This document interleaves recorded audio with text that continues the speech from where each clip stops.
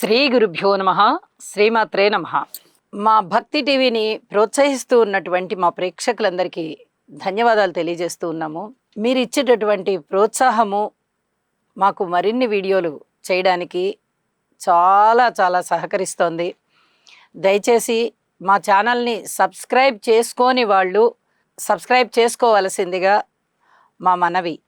ఖగోళంలో మనకి 9 రకాల గ్రహాలని గుర్తించి జ్యోతిష శాస్త్రం ఆ గ్రహాలకి అనుగుణంగా వాటి యొక్క సంచారం ఏ విధంగా జరుగుతోంది అనేది గణన చేసి అది మానవాళి మీద ఎటువంటి ప్రభావాన్ని చూపిస్తుంది అనేది మనకి జ్యోతిష శాస్త్ర రూపంలో అందించారు. ఆ మహర్షి మహనీయులందరికీ కూడా శతకోటి వందనాలు తెలియజేసుకోవాలి. ఏ కష్టం వస్తున్నా, మనిషికి ఆపదొస్తున్నా ముందుగా సూచించే ఈ గ్రహస్థితుల ఆధారంగా ఫలితాలు మనిషి మనుగడకి చాలా వరకు వాటి అభివృద్ధికి దుఃఖ సంబంధమైనటువంటి అంశాలన్నిటినీ పరిహారం చేసుకోవడానికి చాలా చాలా ఉపయోగపడుతూ ఉన్నాయి. మానవాళి ఈ మహర్షి మహనీయ బృందానికి ఎంత రుణపడి ఉందో చెప్పలేం. అలాగే మనకి కష్టాలు వస్తున్నాయా, సుఖాలు వస్తున్నాయా, ఇలాంటి వాటిని ఈ గ్రహాలు సూచిస్తూ ఉంటాయి కదా. ఇవన్నీ కూడా గ్రహాల యొక్క మార్పు వల్లనే సంభవం, లేదా గ్రహాల యొక్క కలయిక వల్ల సంభవం. ఇప్పుడు ఖగోళంలో ఈ 2026వ సంవత్సరంలోనే జూన్ 1వ తేదీన గురువు గారి యొక్క సంచారము మిథున రాశి నుంచి కర్కాటక రాశిలోకి వస్తూ ఉన్నది. ఇక్కడ గురువు గారి యొక్క సంచారము సంవత్సర కాలం ఉండాలి. ఒక్కొక్క రాశిలో ఒక్కొక్క సంవత్సర కాలం ఉంటారు వారు. అయితే ఇప్పుడు వస్తున్నటువంటి ఈ రాశి మార్పు కేవలం 154 రోజులు మాత్రమే ఉంటూ తరువాత గురువు గారి అతిచారం చేత ఇక్కడికి మారిపోతున్నారు, సింహరాశిలోకి మారిపోతున్నారు. అయితే ఈ సింహరాశిలోకి మారిపోయినటువంటి మార్పుని మనము తర్వాత ప్రస్తావించుకుందాము.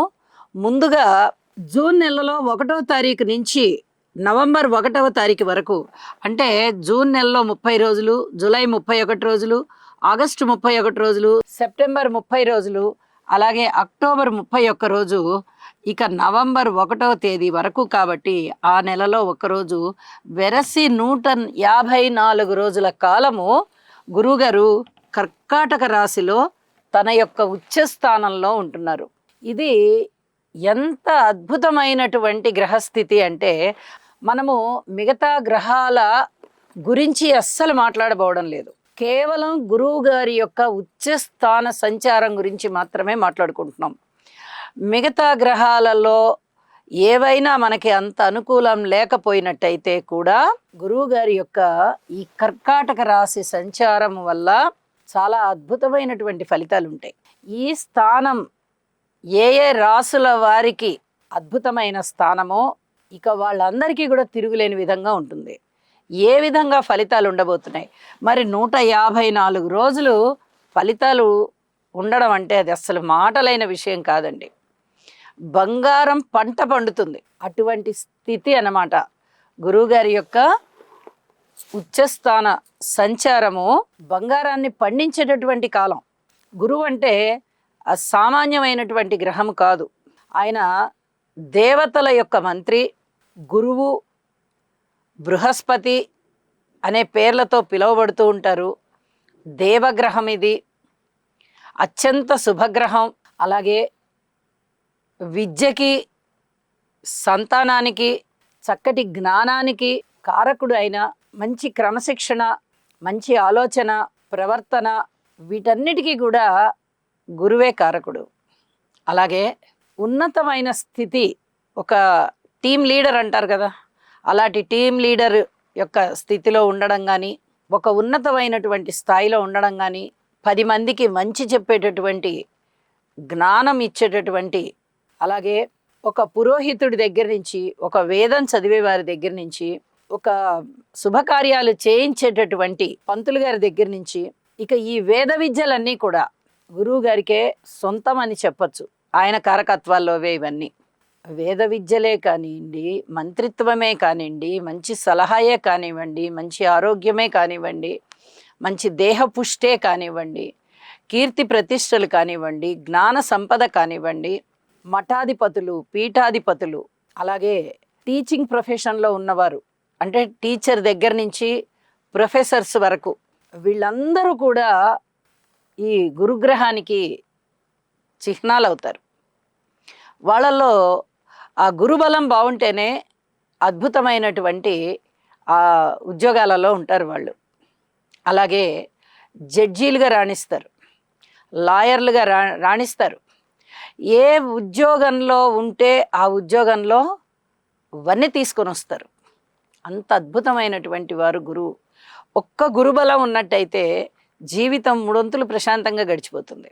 అలాంటిది 154 రోజుల కాలం కర్కాటక రాశి అయిన తన ఉచ్చ రాశిలో గురువుగారి యొక్క సంచారం ఉంది అంటే, గురువు మామూలుగా బలం ఉండి ఏ రాశిలో ఉన్నప్పటికీ చక్కటి బలం ఉన్నట్టయితేనే చాలా అద్భుతమైనటువంటి ఫలితాలు ఉంటాయి.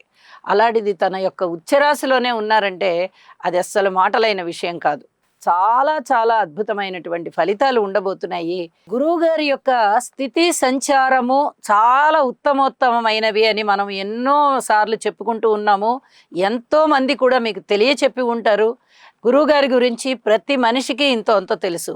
మరి అలాంటి గురువుగారి యొక్క స్థానము ఇప్పుడు కర్కాటక రాశిలోకి వచ్చి తన యొక్క ఉచ్చస్థానం అవుతూ ఉండగా చాలా అద్భుతమైన ఫలితాలు ఇవ్వబోతోంది. గురువుగారి యొక్క సొంత నక్షత్రం అయినటువంటి పునర్వసు నక్షత్రం 4వ పాదం ఇక్కడ ఉంటుంది. తర్వాత పుష్యమి 1, 2, 3, 4 పాదాలు ఉంటాయి. తర్వాత ఆశ్లేష 1, 2, 3, 4 పాదాలు ఉంటాయి. ఈ పాదాలలో సంచరించేటప్పుడు కూడా గురువుగారి యొక్క కర్కాటక రాశి ఫలితాలు చాలా అద్భుతంగా ఉంటాయండి. పునర్వసు నక్షత్రం 4వ పాదంలో సంచరిస్తున్నారు అంటే పునర్వసు నక్షత్ర జాతకులకి ఈ వెనక రాశిలో 3 పాదాలు ఉంటాయి. పునర్వసు 1, 2, 3 పాదాలు ఉంటాయి. ఇక్కడ రాశిలో సంచరిస్తూ ఉన్నప్పటికన్నా కూడా పునర్వసు నక్షత్రం 4వ పాదంలో కర్కాటక రాశిలో సంచరిస్తూ ఉన్నప్పుడు ఇంకా అద్భుతమైన ఫలితాలు ఉంటాయి. కాబట్టి ఇప్పుడు నేను చెప్పినవన్నీ కూడా ఒక 30% ఫలితాలు చెప్పున్నానేమో, ఇంకా 70% ఫలితాలు ఉన్నాయి. గురువుగారి గురించి అంత గొప్పగా చెప్పచ్చు. అయితే ఈ చెప్పినటువంటి ఫలితాలలో దాదాపుగా అన్ని శుభకరమైన ఫలితాలే. కాబట్టి ప్రతి మనిషి మీద కూడా ఈ శుభకరమైనటువంటి ఫలితాలు కనిపిస్తూ ప్రతి మనిషి మీద గురువుగారి యొక్క ఆశీస్సులు ఉంటాయి అనేటటువంటి ఒక నమ్మకంతో ఈ వీడియోలో 12 రాసుల వారికి గురు సంచారం వల్ల ఏ విధమైన ఫలితాలు ఉంటాయి అనేది చెప్తూ ఉన్నానండి. ఎవరెవరికి ఏ ఏ ఫలితాలు ఉంటాయో చూద్దాం. తులారాశి వారికి చూద్దాం. తులారాశి వారికి 10వ స్థానంలో గురువుగారి యొక్క సంచారం మరి ఏ విధంగా ఉండబోతోంది? అంత పెద్ద గొప్పగా ఉండదు సరిగదా. పై అధికారుల యొక్క మందలింపులు ఉండడానికి అవకాశం ఉంది. ఎక్కువ మాట్లాడకూడదు, మౌనంగా ఉండాలి. అభిప్రాయాలు అడిగితేనే తెలియచెప్పాలి, లేకపోతే కొద్దిగా మౌనంగా ఉండడం అనేది చాలా మంచిది.